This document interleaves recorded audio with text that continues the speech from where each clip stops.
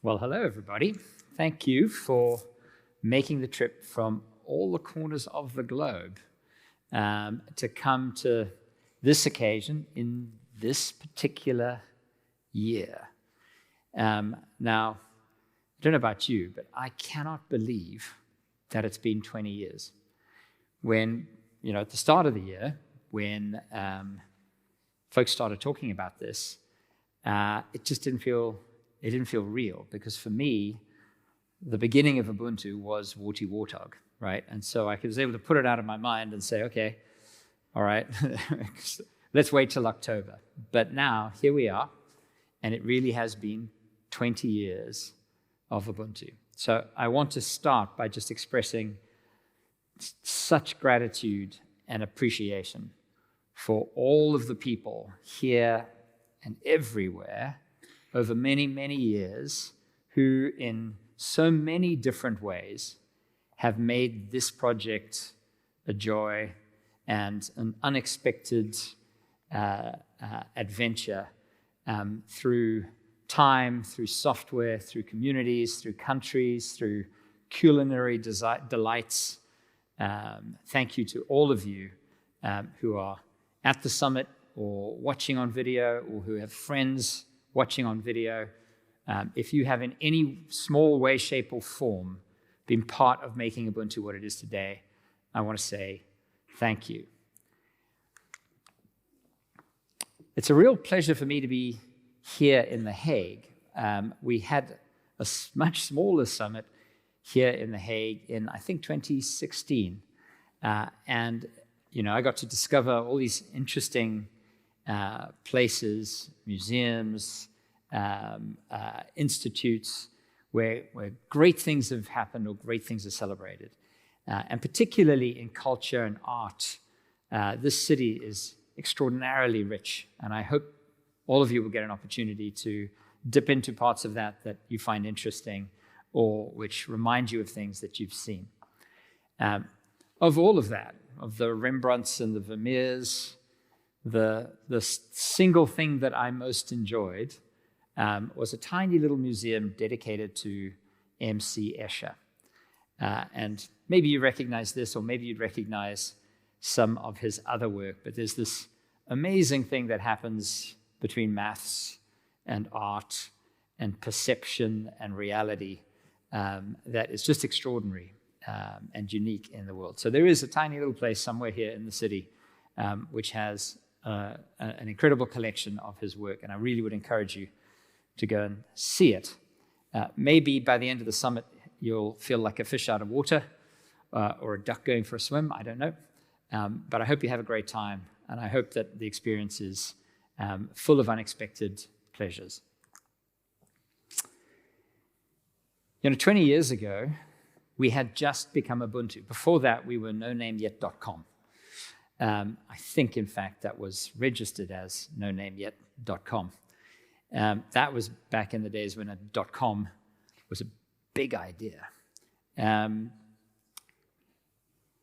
we'd struggled, between the 30 or 40 of us who were coming together, mostly from the Debian community, right, to figure out what we wanted to call ourselves, right? And there is this beautiful word of African tradition, Ubuntu. And that word is very hard to describe. It's often translated like this: I am what I am because of who we are. To me, that captured so clearly what open source is about, what it means to be part of something that's much, much bigger, and where you may never even know the impact that you're having or the people who are benefiting from something, right? And you may never even know the people from whom you are benefiting, right? That spirit of open source is beautifully captured for me by the word Ubuntu. So that's ultimately why we chose it. You could take this, you could look at it a different way. The measure of your success and the measure of my success is their success. And it kind of doesn't matter who they are, right? That's the beautiful thing about open source and about Ubuntu. Our contribution to open source is not just the obvious thing that we contribute, but it's the amplification of all of the contributions to open source that people find easier to get or can build on more reliably, or are encouraged to explore and enjoy because we brought a different take to it, right?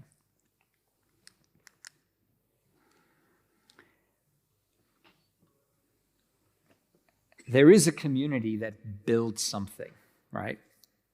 Ubuntu. And often the temptation is to sort of say, well, that's what it's all about, right? This feeling of being part of something.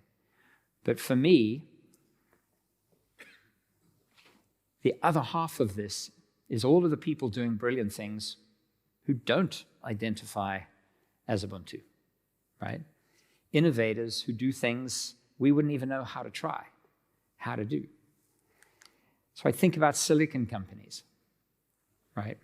People who are working at an entirely different kinds of abstraction, entirely different, with entirely different constraints and challenges, right? Doing kinds of innovation that, to me, are completely mysterious, right? And yet, by partnering with them, right, and bringing open source to their silicon, right, we unlock the future faster together, right? They bring us great big piles of open source to do things on brand new silicon, right? Faster, sooner, right? Because of who they are, right? We can be Ubuntu. I think of all the people who make devices, boxes, personal boxes, server boxes, data center boxes, IoT boxes, right? Bring open source to those boxes and magic happens, right? But conversely, bring those boxes to open source and magic happens, right? Our impact is amplified by the partnership that we have with the people who build the actual systems that we all use. Think about the public clouds, this extraordinary new kind of compute, right? This seemingly endless, bottomless, although I'm told it doesn't feel that way if you actually work there, but from where I stand, kind of endless, bottomless compute capability, right? That enables people to do incredible science, right, in a day that they might have waited 10 years to get a research grant to do, right? Or wait for the university supercomputer to get built, right? Or entirely new kinds of business to be built, right? Things that we never would have dreamt of because of public cloud, because of open source. And then I think of upstreams, ISVs, the developers, people who are doing things that we're not going to see for another 3 years, another 5 years, right? People who are drawing from the well of open source and pouring their own talent, their own ideas into that well one way or the other, whether it's as code under an open license or as inspiration for code under an open license, right? Again, we cannot hope to do what they do, but we can enable them to reach their audiences faster and better. We can enable them to ship software, right, with more confidence immediately and more confidence in the long term, right? And they will contribute new ideas, new things to us. When Ubuntu got started,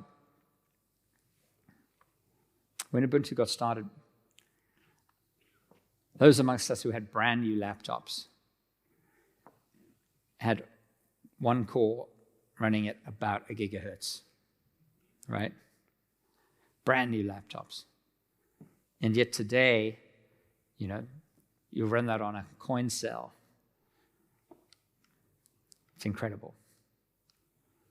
I believe the next 20 years will be equally transformative in terms of the ambition that people have to create things we can't even dream about today. But they will do it because of open source and on open source, right? And it is a great privilege for me to be working right in the middle of all of that, right? Living a little bit vicariously through the stories of what people do with open source, the crazy challenges they face, and the ways in which open source enables them to dream those dreams.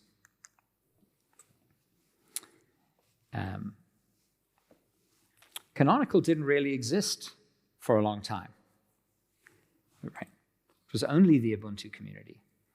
And one of the interesting things has been to figure out how could we find a place and a relationship between a company and a community that would amplify the impact of both of those.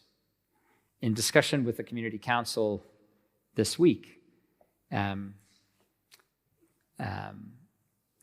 we were talking about that relationship, and it really reminded me of the fact that in the founding of Ubuntu, there was this idea that, well, we already had exceptional communities that were resiliently and resolutely purely communities in the way that Debian is, right? And they're pretty extraordinary.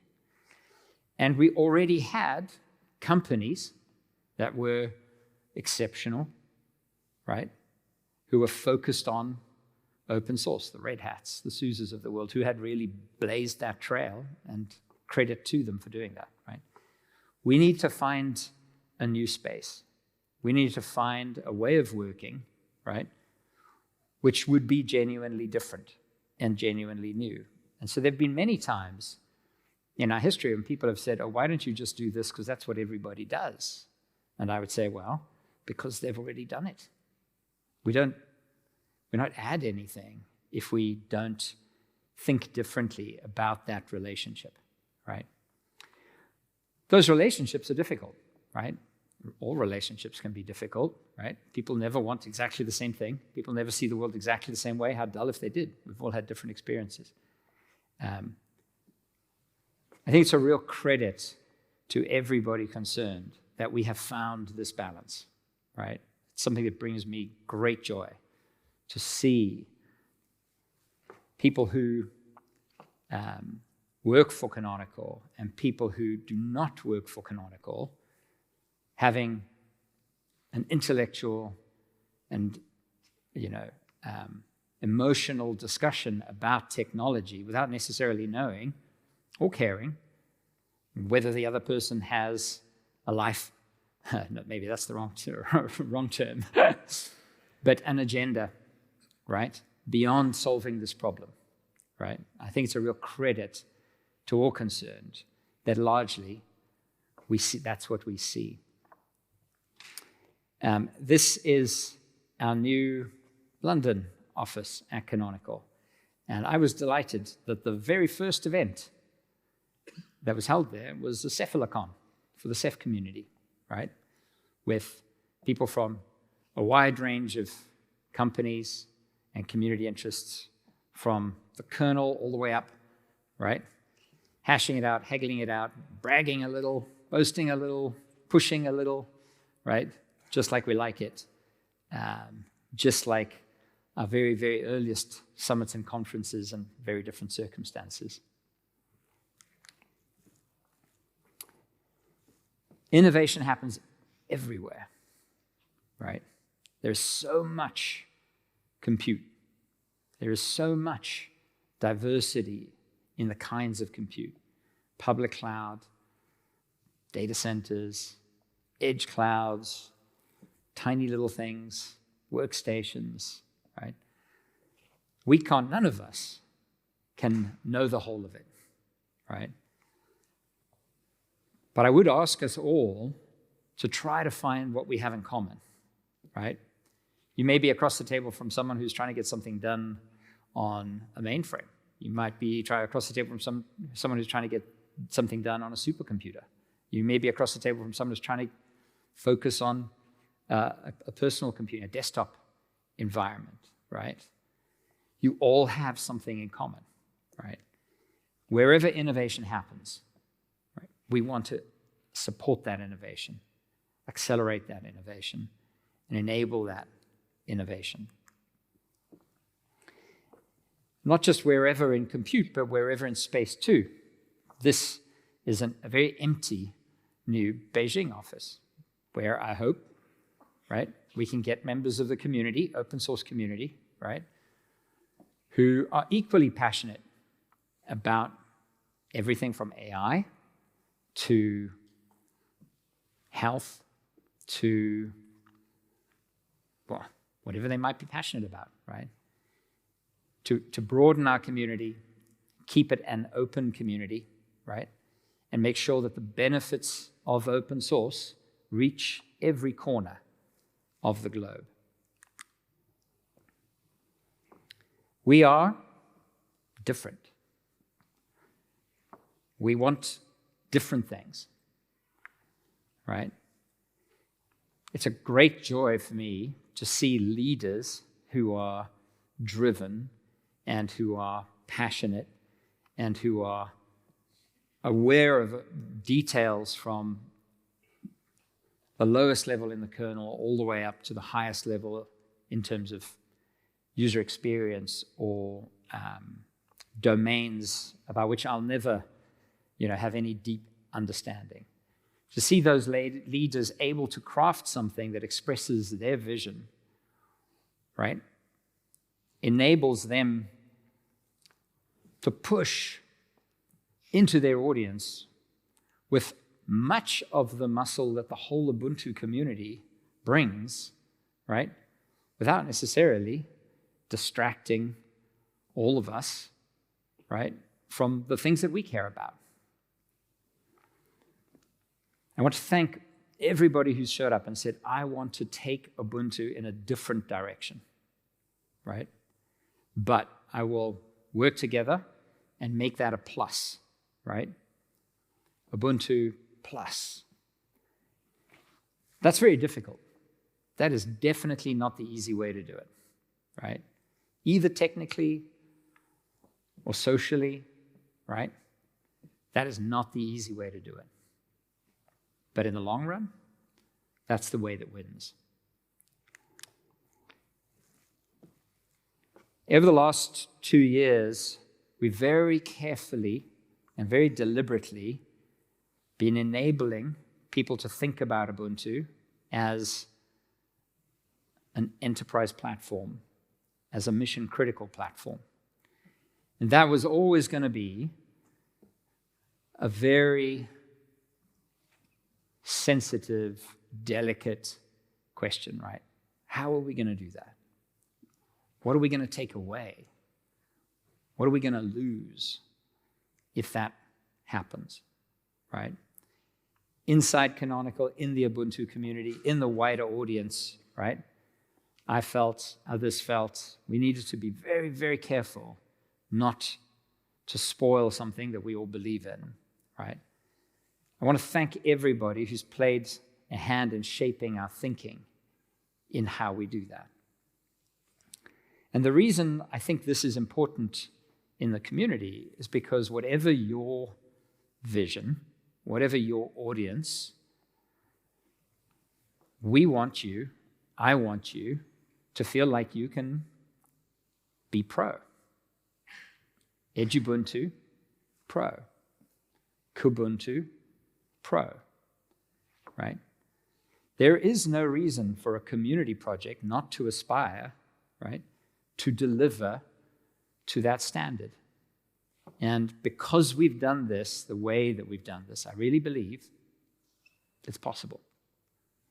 And I'd like to go further. I'd like people who are open source innovators or innovators on open source to feel that because we've done this way, even if they have nothing to do with Ubuntu, even if they have no interest in identifying with Ubuntu, if it's helpful for them, it makes it easier for them to be pro, right? I'm sure we have a whole bunch more to do, but I wanted to share that that's the spirit in which we're doing it. This is the question. This is the question I ask that we ask, right? what would be amazing? Everything's difficult. Everything's complicated. Some things very controversial, right? Being different is controversial. But in the end, to do something that you feel is really amazing is worth a little bit of controversy, a little bit of sweat, some blood, some tears, right? So I hope whatever it is that you came here to do, or whatever story you came here to tell, right? I hope that people are going to come up to you and say, that was amazing. And I hope that you'll go home thinking, I'm going to make it even more amazing because of someone I met, something I heard, something I saw, right? Or something that came to me while I was staring at MC Escher. On that note, welcome. I hope you have a great weekend, and I'm super excited to see at least one track at a time of everything you have to say. Thank you for coming.